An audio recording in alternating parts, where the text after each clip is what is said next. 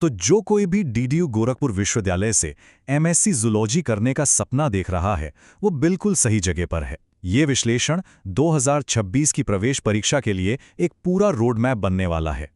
तो चलिए इस सफर के सबसे पहले और कह सकते हैं कि सबसे जरूरी पड़ाव को समझते हैं कि आखिर इस परीक्षा में होता क्या है, इसकी पूरी बनावट कैसी है। 2026 सत्र के लिए कुछ खास बातें स्क्रीन पर एक नज़र में देख लेते हैं। ये दीनदयाल उपाध्याय गोरखपुर यूनिवर्सिटी का एंट्रेंस एग्जाम है, जिसमें सारे सवाल ऑब्जेक्टिव यानी एमसीक्यू टाइप के होंगे। तो मतलब साफ है, स्पीड और एक्यूरेसी दोनों पर बराबर ध्यान देना होगा। अच्छा, अब जरा इस परीक्षा की बनावट को और गहराई से समझते हैं और शुरुआत करते हैं ये देखकर कि अलग-अलग सब्जेक्ट्स को कितना महत्व यानी वेटेज दिया गया है। यहां एक बात तो बिल्कुल साफ है, कोर जूलॉजी सब्जेक्ट्स का पूरा दबदबा है। 70 से 80% वेटेज का सीधा सा मतलब है कि तैयारी का सारा फोकस यही होना चाहिए। हाँ, जनरल साइंस और एप्टीट्यूड की भी अपनी जगह है, लेकिन वो सहायक भूमिका में है, पर उन्हें नजरअंदाज करने की भूल नहीं करनी है। सब्जेक्ट्स के अलावा परीक्षा के कुछ बुनियादी नियम भी जान लेने चाहिए। ये एक ऑफलाइन परीक्षा होगी, कुल 200 नंबरों की, और हर सही जवाब पर मिलेंगे 2 नंबर। नेगेटिव मार्किंग का क्या सीन है, इसके लिए ऑफिशियल नोटिफिकेशन पर खास नजर बनाए रखना बहुत जरूरी होगा। वैसे तो ऑफिशियल तारीखें अभी आनी बाकी हैं, लेकिन तैयारी की जो टाइमलाइन है वो कुछ ऐसी ही दिखेगी। सबसे पहले एप्लीकेशन फॉर्म आएंगे, तो समझदारी इसी में है कि यूनिवर्सिटी की वेबसाइट को नियमित रूप से चेक करते रहें। ठीक है, तो एग्जाम पैटर्न तो समझ आ गया, लेकिन अब सबसे बड़ा सवाल ये है कि भाई पढ़ना क्या है। तो चलिए अब सिलेबस के इस पूरे नक्शे को जरा विस्तार से देखते हैं। तो सिलेबस का ये सफर शुरू होता है एकदम बेसिक यानी बुनियादी विषयों से, जैसे जानवरों का वर्गीकरण और कोशिका का अंदरूनी कामकाज, नॉन कॉर्डेट्स और कॉर्डेट्स के क्लासिफिकेशन से लेकर सेल ऑर्गेनेल्स के फंक्शन तक। ये सब एक मजबूत नींव बनाने जैसे हैं। हमारे सिलेबस के मैप में अगला पड़ाव आता है जेनेटिक्स यानी आनुवांशिकी और इवोल्यूशन यानी विकास का। मेंडल के नियमों से लेकर डार्विनवाद तक ये दोनों ही विषय सिर्फ परीक्षा के लिए नहीं, बल्कि जूलॉजी की गहरी समझ के लिए भी बेहद जरूरी हैं।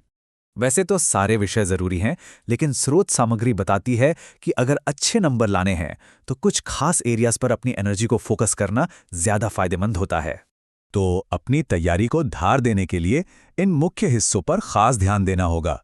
जेनेटिक्स, ह्यूमन फिजियोलॉजी और इकोलॉजी, ये कुछ ऐसे टॉपिक्स हैं जो प्राथमिकता सूची में सबसे ऊपर होने चाहिए, क्योंकि इनसे कॉन्सेप्ट पर आधारित सवाल बनने की उम्मीद सबसे ज्यादा होती है। अपने इस यात्रा को आगे बढ़ाते हुए अब हम आते हैं फिजियोलॉजी और बायोकेमिस्ट्री पर। इसमें हम ये समझते हैं कि जीव जंतु काम कैसे करते हैं, उनके ऑर्गन सिस्टम से लेकर एकदम मॉलिक्यूलर लेवल तक।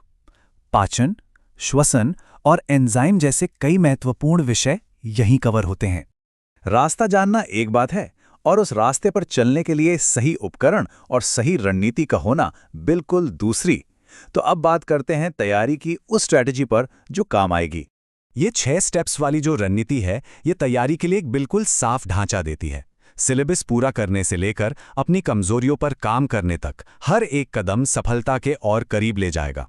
इसमें रोज एमसीक्यू सॉल्व करना और हर हफ्ते रिवीजन करना, ये तो खास तौर पर जरूरी है। और हाँ, सही किताबें तैयारी का सबसे अहम हिस्सा होती हैं। आर.एल. कोटपाल की मॉडर्न जूलॉजी और 11वीं-12वीं की एनसीईआरटी की किताबें ये नींव मजबूत करने के लिए बेहतरीन मानी जाती हैं। तो मान लीजिए कि ये सफल यात्रा पूरी हो गई। अब आगे क्या है? चलिए एक नज़र उन अवसरों पर डालते हैं जो आगे इंतजार कर रहे हैं, और कुछ आखिरी अक्सर पूछे जाने वाले सवालों के जवाब भी जानते हैं। एमएससी जूलॉजी करने के बाद कई रोमांचक दरवाजे खुलते हैं। रिसर्च और टीचिंग से लेकर वाइल्ड लाइफ बायोलॉजी और सरकारी नौकरियों तक करियर के लिए कई अलग-अलग और दिलचस्प रास्ते खुल जाते हैं। एक सवाल जो अक्सर मन में आता है, क्या ये परीक्षा बहुत कठिन है? तो जवाब है कि इसका लेवल मध्यम यानी मॉडरेट माना जाता है। एक अच्छी फोकस तैयारी से इसे आसानी से पार किया जा सकता है। जी हाँ, इसका सिलेबस लगभग पूरी तरह से ग्रेजुएशन की पढ़ाई पर ही आधारित होता है। इसलिए अपने बीएससी के कॉन्सेप्ट्स को अच्छी तरह से दोहराना और मजबूत करना बहुत ही जरूरी है। तो फिर तैयारी के लिए कितना समय काफी है? अगर 2 से 3 महीने पूरी तरह से फोकस होकर एक अच्छी प्लानिंग के साथ तैयारी की जाए तो यह सफलता के लिए बिल्कुल काफी है। तो आखिर में बस यही बात याद रखनी है कि एक व्यवस्थित योजना, एक सिस्टमैटिक तरीका ही है जो मंजिल तक पहुंचाने वाला सबसे भरोसेमंद रास्ता है। पूरी लगन से तैयारी कीजिए, हमारी शुभकामनाएं आपके साथ हैं।